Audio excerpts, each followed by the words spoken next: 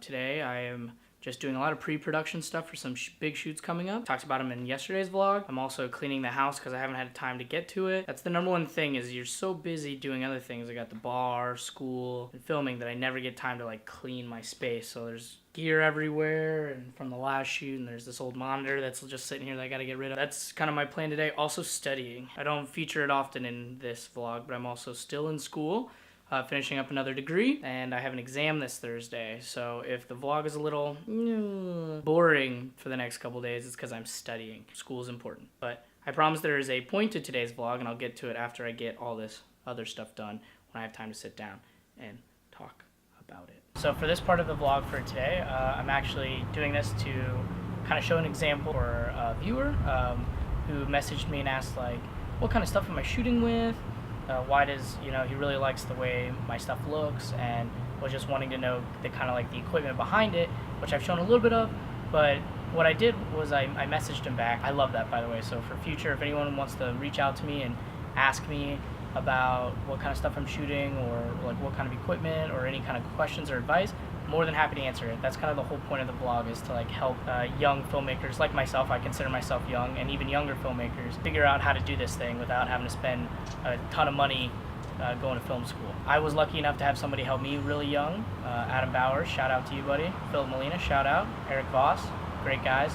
I was lucky to have those guys kind of push me and do a bunch of projects together that really helped me figure this out. And a bunch of guys when I was younger, I think I mentioned before, Richie Denmark, Spencer Hamilton, one of my best friends growing up, all the Russes for pushing us to just shoot like little dumb stuff while we were on holiday. So I'm trying to pay it back.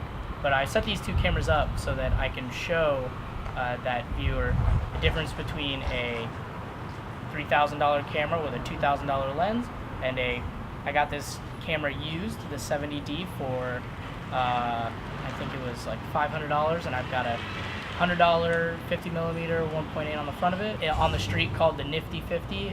It's still in my bag just in case I need just a really quick, easy prime lens. She's great.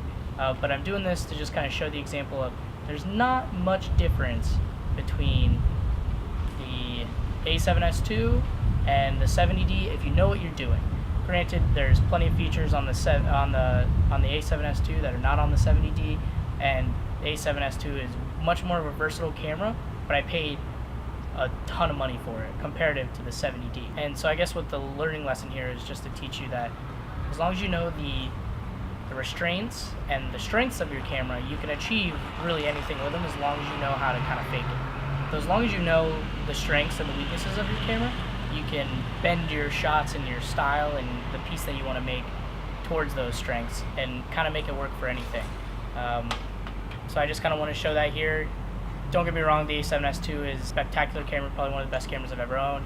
The Sony has really been kicking butt on making some really good camera gear as of late. My personal opinion, I think Canon's kind of fallen behind.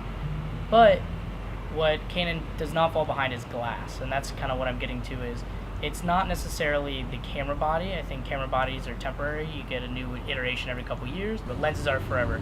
That Nifty 50 1.8 I've had for 5 years now. It's great for how much I paid for it and what I use it for. The 70-200 that you're currently seeing me on now is a fantastic lens, worth every penny I ever paid for it, and I plan to have this lens until something far superior comes out, which I doubt. Because lens technology is difficult and slow moving, but your image will only be as good as the glass you put it through.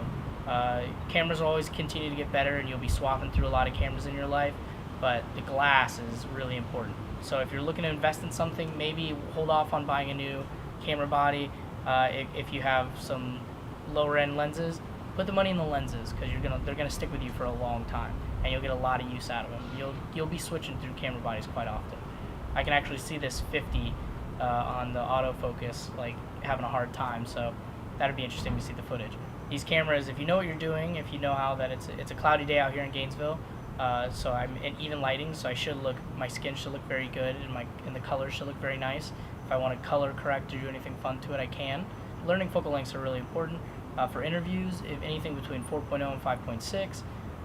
gives you a decent depth of field while still, if I move left and right, up and down, I'm not going to go dipping in and out of focus.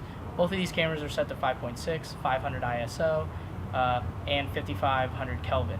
But like I said, I was just setting this up to kind of show that if you know what to do, you can really get a good, easy sense of how to use your camera's strengths, and you can get a good look out of any camera as long as you just stick to the fundamentals, which is knowing f-stops and knowing the camera itself and its strengths and weaknesses, and good lighting. Lighting is always key.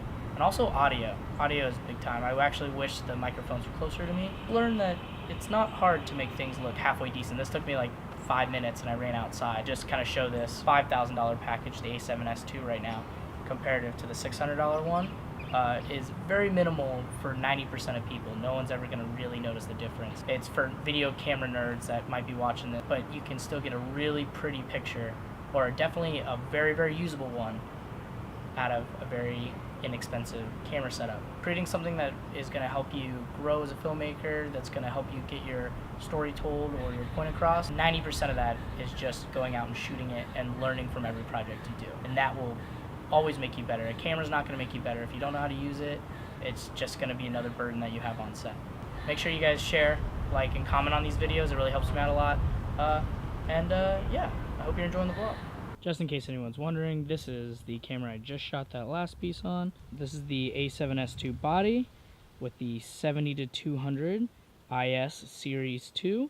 Both very sweet pieces of equipment, also on the more expensive end, but they are phenomenal tools if you, again, know how to use them. So that's just in case anyone was wondering what exactly I was pointing at the whole time, just to kind of give you an idea. I think the image that came out of this, for how quickly it takes me to just set it up and move and go, for the difference, is very good. So remember, always know the right tool for the job. Viewer, I hope that helped you. Let me know. Always message me. Anyone else watching this, always either hit me up on Facebook, hit me up on Twitter, or any other future social medias will be posted at the bottom of the video. And always ask questions. I wouldn't be here today if it wasn't for the people that answered mine. Like, comment, subscribe. Do it.